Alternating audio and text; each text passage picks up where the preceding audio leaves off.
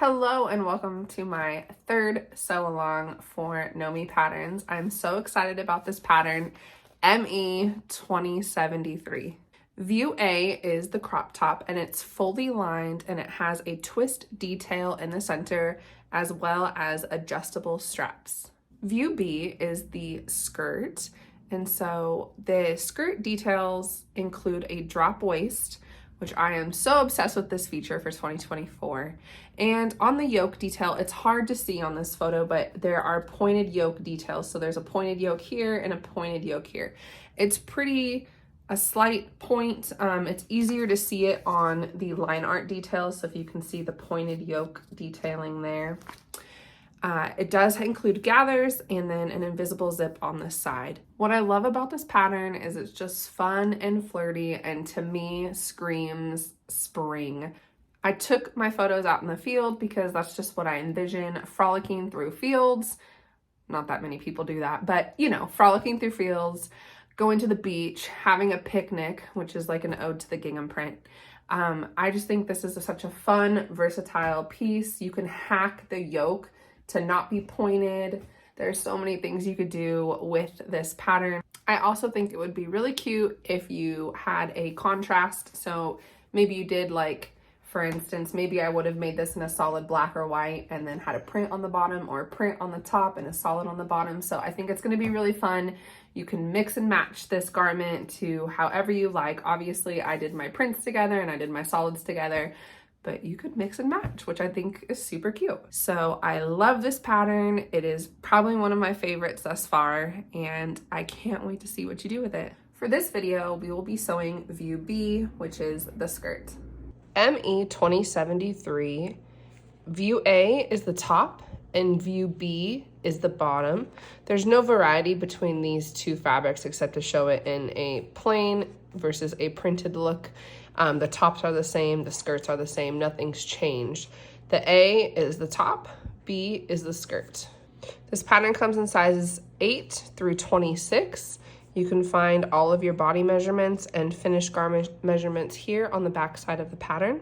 Suggested fabrics for this pattern include batiks, chambray, charmeuse, cotton lawn, cotton blends, gauze, gingham, linen blends, poplin, and silky types. You can also use those same fabrics for your lining. This pattern also calls for lightweight interfusible facing, as well as 2 zippers, one 5-inch for view A and one 9-inch for the skirt in view B. The 5-inch zipper is a separating zipper, and the 9-inch zipper is an invisible zipper. View B is our skirt, and it has 5 pattern pieces, starting with pattern piece 5. This is the yoke front. You're going to cut on the fold 1. Pattern piece 6 is the yoke back. You will also cut this on the folds and cut 1. Pattern piece 7 is our front and back. You're going to cut on the fold, cut 2. Pattern piece 8 is the side front and back. You're going to cut 4. And last but not least is pattern piece 9. This is our waistband. You're going to cut 1 fabric, and you're also going to interface this piece. Before we start sewing, go ahead and interface pattern piece number 9. For step 1, we're going to go ahead and transfer our darts to our fabric, and then we are going to stitch them up for pattern piece number 5. So go ahead and transfer the darts onto your fabric and go ahead and sew them up. Once you've finished sewing up your darts, we're going to go ahead and press both darts towards the center. So go ahead and go to your iron machine, do that, and come back. We're going to repeat this process for pattern piece 6. Now that we've pressed pattern piece 5, we're going to go ahead and draw in our darts for pattern piece 6 and go ahead and sew them up and press towards the center as well. Once the darts are sewn in, we're going to go ahead and press towards the center just like we did for pattern piece 5. Now that we've pressed our darts to the center on both pattern pieces 5 and 6, we're going to lay pattern piece 5 and pattern piece 6 face to face, and we're going to attach on the left side. So 5/8 of an inch seam allowance just on the left side. We are going to keep the right side open because we will be attaching a zipper. Once you've finished that stitch line, go ahead and clean finish however you see fit. I'm going to use my serger, so I'm just gonna serge these together. I know the illustrations call for the seams to be opened, but to be honest, serging both sides is just gonna take up so much time, so I'm gonna serge them together. Next, we're going to take our interfaced pattern piece 9, and the directions say that on the unnotched side, so you can clearly see that this side is notched. On the unnotched side, we are going to press up a 1/2 inch. So what I like to do to make sure that I get a clean line is I just go ahead to my machine and I stitch a line at a 1/2 inch. And that way I know when I go to press it, it's gonna be exactly 1/2 inch all the way down. So go ahead, if you wanna sew that line in, go ahead and do that now. If not, you're really good at measuring and eyeballing it. We're gonna turn it up 1/2 inch and press. So go ahead and do that and come back. Next, we are going to attach our waistband to the yokes, and we are going to connect it all the way around. So go ahead and pin that and come back. Okay, once you've pinned it all together, we're going to sew 5/8 of an inch from one side of the waistband all the way to the next.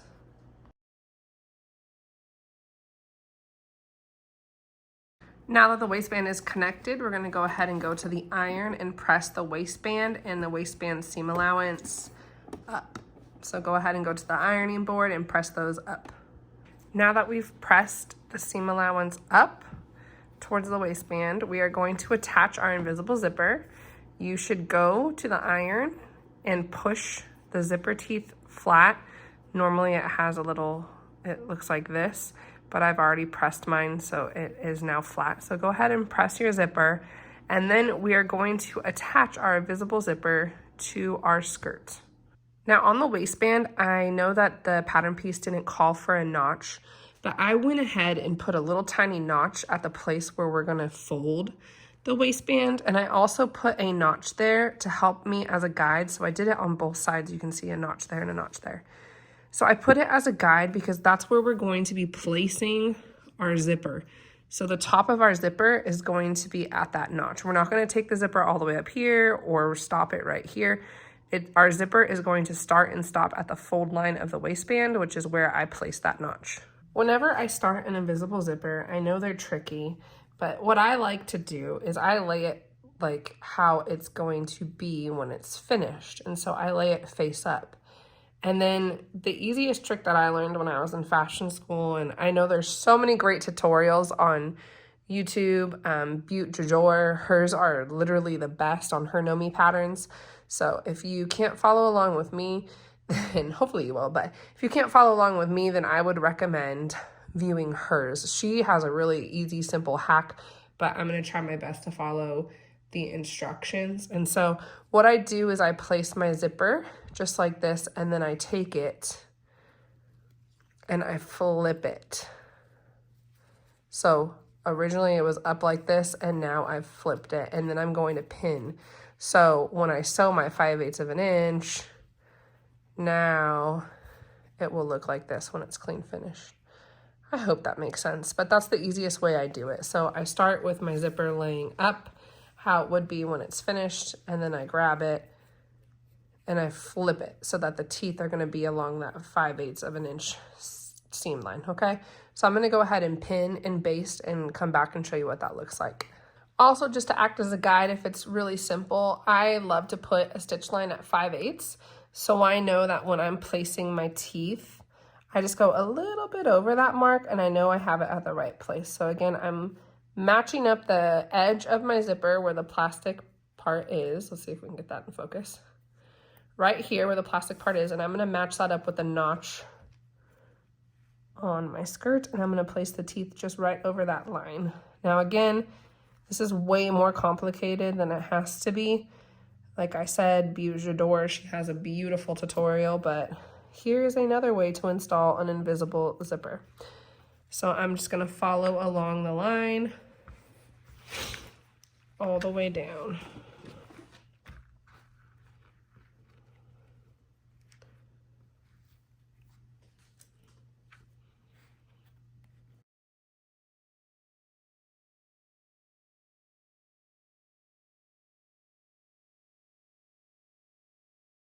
So make sure you go ahead and swap out your foot for your invisible zipper foot or regular zipper foot, whatever foot you have. And let's go ahead and attach our zipper to our skirt.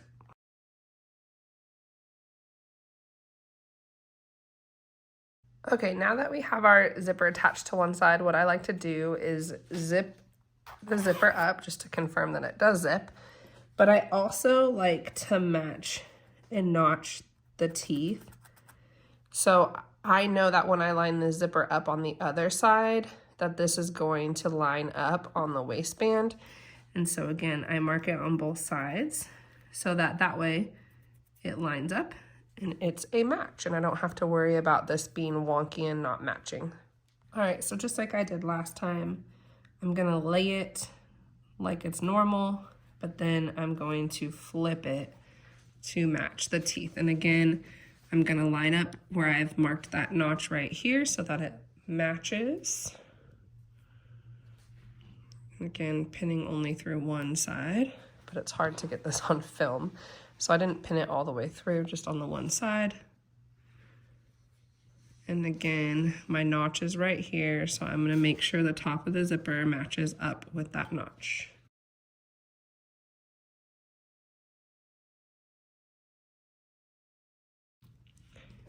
And then I'm gonna go ahead and pin all the way down until we meet down here. So go ahead and do that and come back.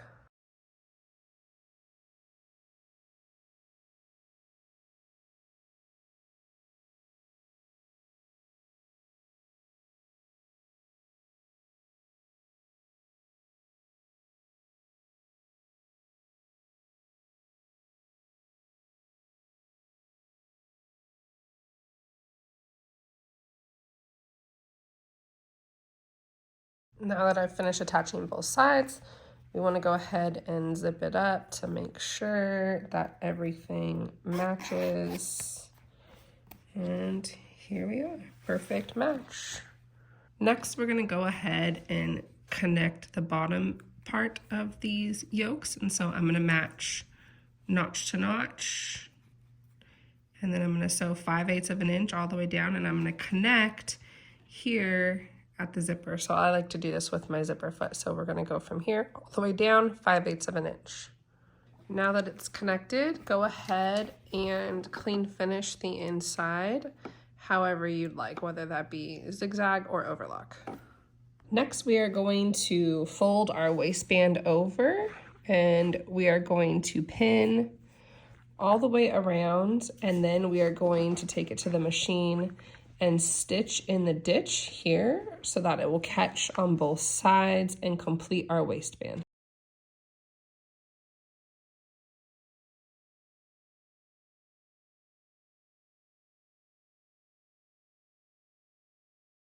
All right, now that our waistband is attached to our yoke, I'm gonna go ahead and set this aside, and I'm gonna grab my 6 pieces for the bottom of my skirt that we're gonna attach here. These are my pattern piece 8s, and I should have 1, 2, 3, 4, and these are my pattern piece 7s, and I should have 2, 1 for my front and 1 for my back. What I like to do before I stitch any of these together is I'm gonna go ahead and clean finish or serge all sides of my skirts right now before I do anything, so that way they're already clean finished. All right, this is my pattern piece 7. I'm then going to lay a pattern piece 8 on this side and connect the side, and a pattern piece 8 on this side and connect on this side. So I'm gonna go ahead and pin that and show you what it looks like. As we're connecting, make sure we're connecting notches. So my notches, even though I've clean finish, I can still see that I have notches right here matching up with those notches.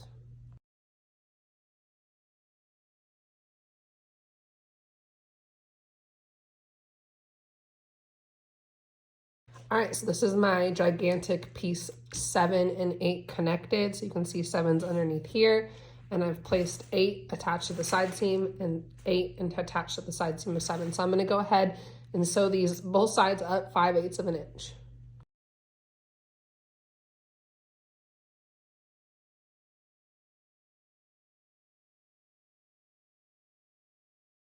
Because my camera can simply not capture how much fabric I have on the table right now, Once you connect your pattern piece 7 and 8s together, you're going to take both pieces, because you've connected one front to each side and one back to each side. You're going to connect them both together to create one big piece. So go ahead and do that and come back.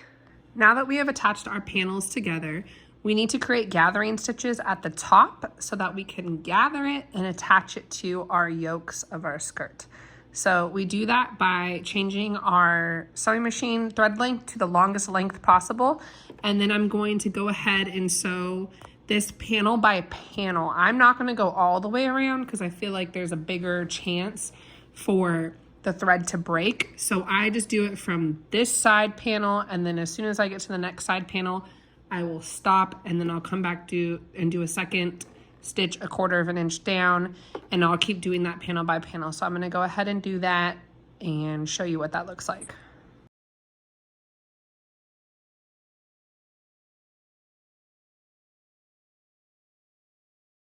So as you can see, I just put in 2 lines of stitching. Leave the tails long, because after we go around and do this panel by panel, we will then pull to create the gathers. So go ahead and do that to each panel.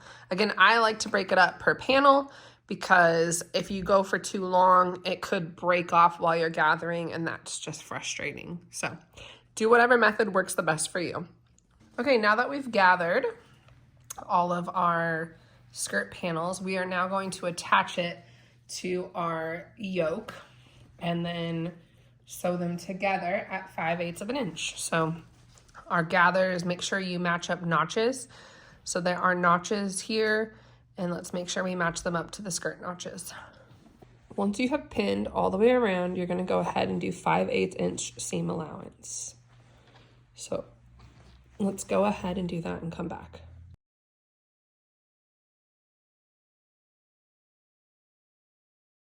Once you have connected the yoke to the skirt gathering, go ahead and press, and then you'll be able to create more of that curved. It will look neater once it's pressed. So go ahead and press, and then press it towards the yoke, clean finish on the inside. The last step is to clean finish our edge. So I've double rolled it twice, and we're finished with the skirt.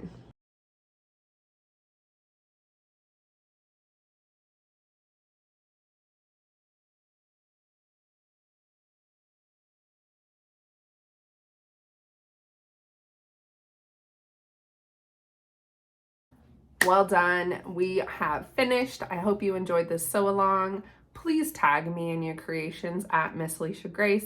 I'd love to see what you do and how you put your flair on my 3rd design for Know Me. Until next season,